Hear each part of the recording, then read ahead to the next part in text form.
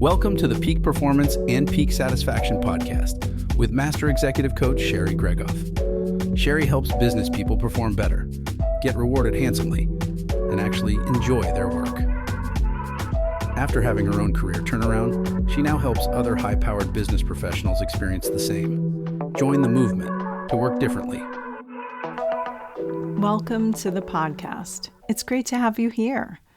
How many times do we lament that it's who you know that gets you ahead in the business world? Many will tell you that you need a sponsor in order to be successful. Corporate politics can have us recoiling and wanting to keep our head down working for fear of it being knocked off. But there may come a time when we realize there is a game going on in which we haven't even been playing. In this episode, I reveal the strategy and mindset about corporate politics that will eliminate it as a barrier for you. Before we jump in, I want to shout out one of my clients who had a win in this area. Here is the quote from her. Sherry helped me see how showing up to work, drained from the interpersonal dynamics, was just weighing on me heavy. I realized that it's easier to show up as my sunny self, assume positive intent, and treat people well. I practice intentionally stepping out of the sitcom-like antics, knowing I don't control how everyone else behaves, but I do control what I make it mean to me or about my professional prospects. This client's workplace dynamic felt political at best, filled with lobbying and alliances, and cutthroat, or like the game of Survivor, at worst. Replaying the drama between colleagues at the dinner table, and even when she woke at night, weighed on her heavy. She noticed it was changing not only how she showed up to work, that in most regards she loved, but also how she carried herself when at home and on the weekends. This sentiment of corporate politics detracting from fairness and equity can sit like a dark cloud, causing our satisfaction and level of engagement to decline. Together, we reset her perspective to put down the fight for justice and be able to empathize with her colleagues. What was in her control the whole time is what she made others' behaviors and decisions mean about her and her future prospects. When remembering that the group working together was really just a delicate collection of individuals, each with their own worries, fears, and battles happening, it felt more understandable and even more tolerable that it doesn't always function how we think it ought to. A level of acceptance and healthy detachment can go a long way, not only in our satisfaction, but also in our success. For this client, when we started working together, the political dynamics were driving her work satisfaction and keeping her from getting promoted and compensated in kind with her work. She felt sidelined in advancing as she watched people play the game, take pet projects for leaders with clout, manage up flawlessly but not show up for their team members, and subsequently be promoted. In our work together, we broke through each of the limits that she thought were holding her back. She started speaking truth to power respectfully, articulating her own value, asking for what she wanted, and garnering support for her advancement based on the facts of her value add and deep connection with like-minded colleagues. In return, she is now treated with more respect, appreciated more by all levels, has enjoyed exponential growth in her compensation, secured the promotion she had thought was just not for her, and now is happier in her work with more job satisfaction. Similar victories are shared by all of my clients, and I have experienced it too in my own career turnaround. So let's hop to today's podcast content and get you on your way to experiencing this also. Corporate politics can be a term that we use to capture a few different dynamics. To address it today, we will take each one in turn. Each of these statements were coined by well-meaning corporate professionals, but are incomplete and destructive when taken at face value. Each one invites us to be victims of our surroundings. That's not really what we do on this podcast. We dispel these notions that we are just victims of our circumstances, and we remember how much power we have ourselves and get to work exerting it. So, for each one of these incomplete, misdirected statements often said to us as though it's just the news, we will upgrade them for a more accurate and constructive truth. You ready?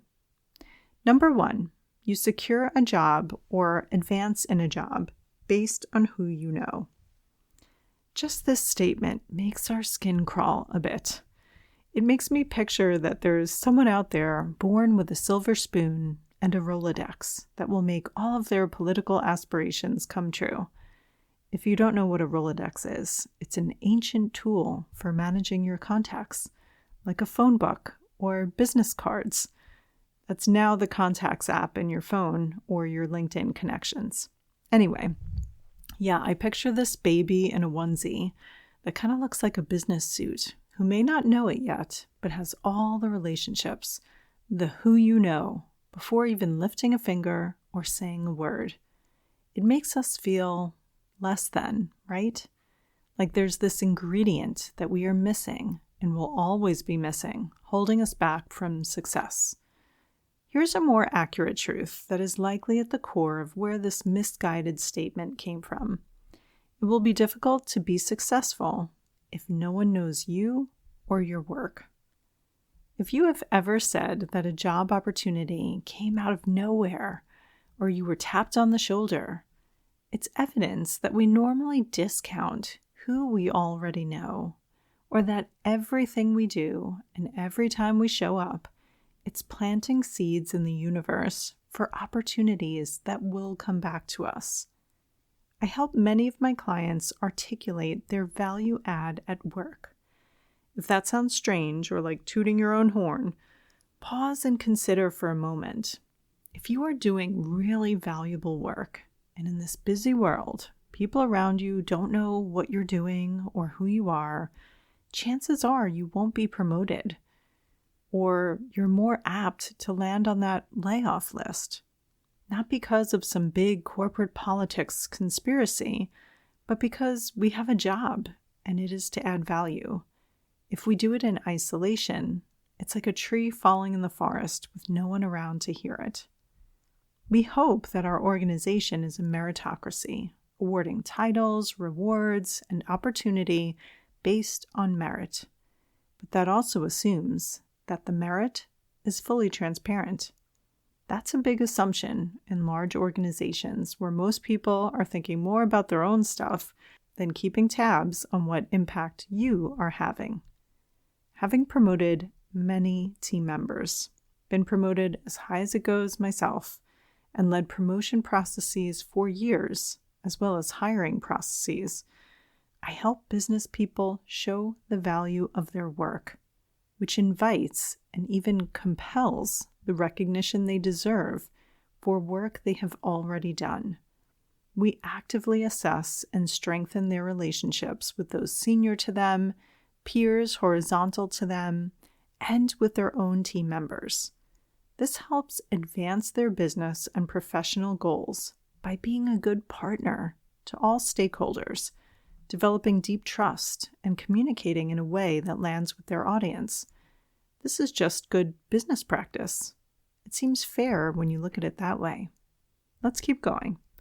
Number 2, mentorship isn't as useful as sponsorship, and without a sponsor, you are stalled. There is much ado about the concept of having a sponsor in the workplace these days. A sponsor is someone who not only looks to guide or mentor you, but will advocate on your behalf for opportunities for you. Having had many mentors and sponsors over my career, I still cringe at this prescription. It hints that unless you catch the eye of someone in power and their interest in taking you under their wing as a project, you are out of luck. I see it having an effect on business people at networking events as though they're looking to impress a fairy godmother who will wave a wand and make their professional aspirations come true. It just doesn't work that way. Here's how to set the stage for a sponsor to take interest in you and your career success. First step, do high-quality work. For every person that I have pounded the table for across the business, doing differentiated work is table stakes. When I see someone taking ownership, leading, having the courageous conversations with high EQ and really making a difference, I am inspired to ensure they are recognized in kind. I will go out of my way to support their promotion, growth in scope, and in compensation. So if you needed another reason to do high-quality, differentiated work, this is it. Second step, accept guidance and help from any impromptu mentors along the way. From raising your hand for mentor-mentee pairings to taking the initiative to schedule time with a leader who offered a chat. You never know who you will hit it off with, so meeting people and being open to their unsolicited help is important. So many business professionals who have seen some success are ready to pay it forward as part of their legacy. They are acutely aware of those who helped give them advice and guidance during their journey. There is a natural human element that makes us want to return that favor. So when someone casually offers that to you, take the initiative. You are responsible for keeping it going, for booking the time, bringing the topics, establishing a two-way connection. This combination of steps is my version of sponsorship. It's not wishing for a fairy godmother. It's making a difference in your work and taking initiative to soak up wisdom shared with deep appreciation. This is the more accurate and helpful truth. Number 3, a hater in a seat of power will keep you blocked. Interpersonal conflict. It can kill your career. No, seriously. I've seen grown adults storm off the playground after a tiff and leave an illustrious career because they didn't want to play with that other person anymore. People make ultimatums all the time of who they just won't work with. I get it. I really do. I've been pretty hot-headed for most of my life, ready to defend and put someone in their place without much provocation. I can blame it on being the youngest girl with older brothers and their house full of friends always around, finding myself quick-tongued and confident as a matter of survival.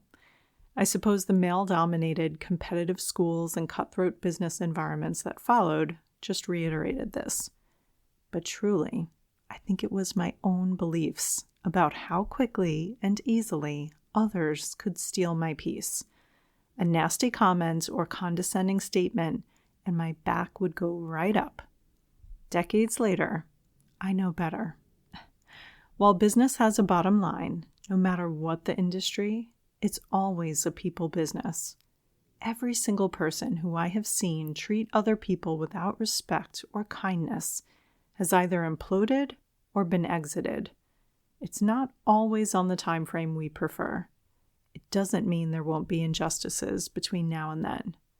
But it's absolutely a stat to ensure you keep your peace when you think that other person has the power to take it. What goes around comes around. We used to joke about a no-jerk rule in my group early in my career. We used a different word, but you get the idea. We tried to avoid hiring people who would be unprofessional with their colleagues. It was important enough that it would keep them from leadership roles and could jeopardize their job. But then you see the examples and patterns of bad behavior seemingly being rewarded, and you start to wonder if there's politics to blame. Most often, a bad actor like this survives by being agreeable and kind with those more senior while tormenting those more junior. It always catches up with them. So when you are thinking of walking out on a role because of interpersonal conflict, stop to consider if this situation is really worth throwing away your reputation, experience, and institutional knowledge in this company, your unvested options and future potential there too. The answer is almost always no. But if we don't stop to ask this, we might think we're sticking it to that colleague or our company by walking away, when really the main person hurt by that decision may be us. Unforgiveness has the allure of equating to vengeance or punishment for the wrongdoer, but in reality only hurts us. Don't fall for it. Don't leave your hard-earned position because of corporate politics. Root out interpersonal conflict and connect face-to-face in complete candor with your hater to find some common ground. Make use of every opportunity you have around that person to make an impact, despite the hating. Only then can you clearly gauge whether moving on is the best course. Check out my podcast episode entitled What to Do with the Nightmare Boss for more. The more accurate truth here is, remember, any haters only have as much power over your career prospects and well-being as you allow. There's always a way. It may take some creativity, but there's always an out or a way to press on. Number 4, everyone has an agenda. The unsaid word here is the assumption that everyone has a nefarious agenda, because everyone having an objective is natural and constructive even, but an agenda sounds like a hidden motive or one that would make you use people or relationships to advance your personal agenda. The upgrade here is to state your agenda by asking, what's best for the company? You help everyone put down their individual or team's best interest in favor of the collective company. You may ask, what's the best thing for the client?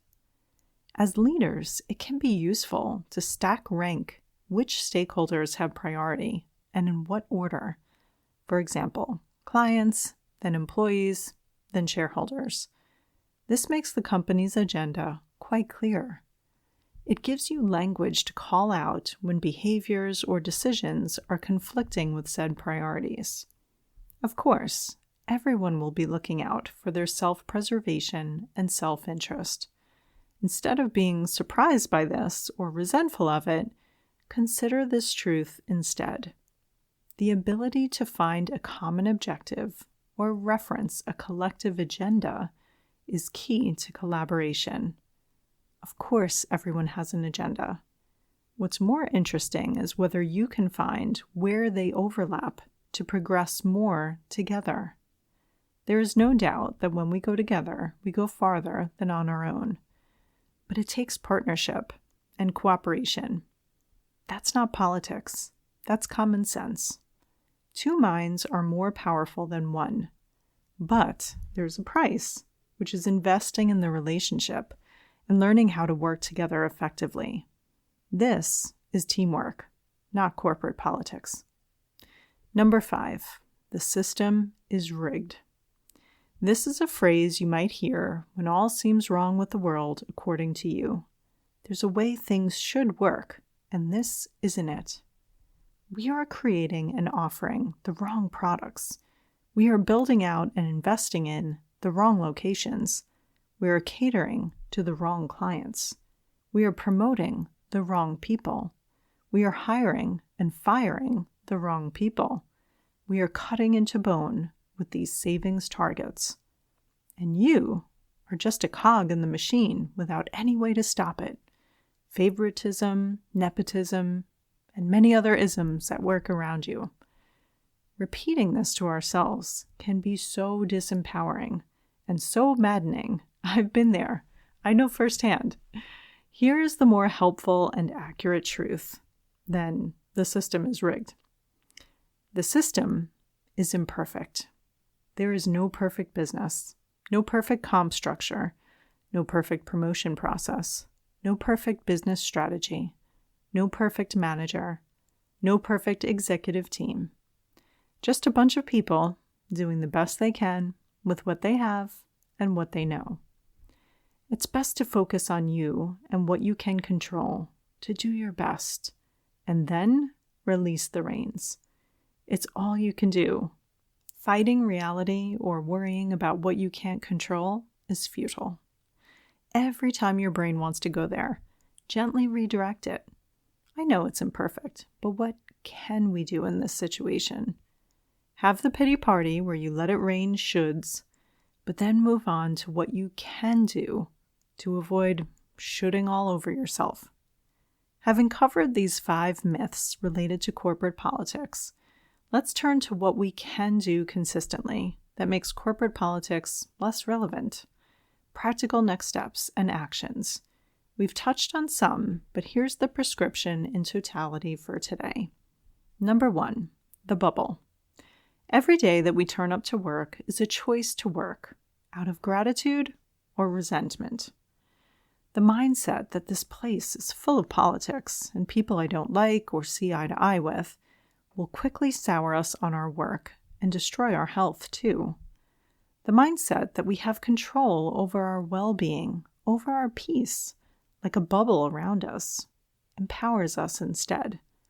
Things happen all around. People say and do things, but we always get to choose what we make them mean. And therefore, we can keep this bubble of serenity around us intact, even as others are coming unglued. Number 2, take stock and radical accountability. Beyond our bubble, we can take radical responsibility for exactly where we are in our careers. Our choices and behaviors to date is what led us to this point. Not a person or people or committee, but primarily us. This is an opportunity to reflect on where we didn't get it right, where we didn't show up our best. We do this reflection to discover what we could do differently next for different outcomes in our career. We get very specific over what is directly in our control and what may be out of our control that we can influence indirectly. This is what creates our outcomes and our day-to-day experience. This radical accountability empowers us to create exactly what we want next. Number 3, people-centered businesses. Celebrate that people are the heart of everything that happens in a business, except that with that comes imperfection, imperfect behaviors, and imperfect decisions too. It's an opportunity to lean in to relationships, connect, get curious about other people rather than judging. Number 4, articulate your value add. Make good use of your one-on-ones with your manager, performance check-ins, and meetings with key stakeholders, including those more senior to you. Come prepared with what you are working on, the impact you are having, wins, and what might be valuable to them. Be in the driver's seat of your own career and take the lead in these meetings, making sure they create value for you and who you are meeting with. Number 5, create a stakeholder map. Who are the key contacts for you that are more senior, horizontal, and more junior to you? Gauge the health of those relationships, the level of trust, conflicting objectives, and collective objectives, their communication style, and how best to connect in a meaningful way. This helps offset the tendency to get insular when laser-focused on business objectives. Number 6, cultivate mentors. Accept any offers for career chats and ask for more time later to reconnect again. Cultivate these relationships, not as a means to an end, but to have relationships you care about in your workplace. See what value you can add for them, including the perspective of someone at a different level or in a different part of the organization, and welcome their input. Number 7, energy drains. Candidly consider what work relationships are draining your energy, time, or will to live. Remember that you have more power than you are likely giving yourself credit for. How can you reset the relationship or elevate it by trying to see their side of things or extending an olive branch? Number 8, clarify your values. Know what you stand for in your work, your philosophy. This could be your priorities, and then asking again, what is the best thing for the business, the client, the team member, to steer the line of thinking there with others. This authenticity will draw people to you. Number 9, give grace. When someone's behavior or decision makes you feel a certain type of way, remember that is just someone doing the best they can with what they have and what they know, just like you are. If the answers were easy, it would already be solved. Allow yourself a 5-minute funeral and then turn to finding out what you can do that would be positive for all involved. Corporate politics isn't a reason to tap out of the business world or your company. In the US, we just wrapped up Halloween here. Corporate politics can be like the villain of the story sometimes. It can have us weary of tricks when hoping for treats. Now you know how to reclaim your power over interpersonal dynamics in the workplace. You can master your professional relationships. No need to shy away from it. If you could use support in doing this, you know where to find me. Until next time. Looking for support in applying the principles and strategies in today's episode? Sherry coaches clients one-on-one as their trusted confidant and advisor, helping each client create the work and life they had only dreamed of. To schedule your complimentary career strategy session, go to sherrygregoff.com/apply to book time with her today. It's one simple step that can change everything.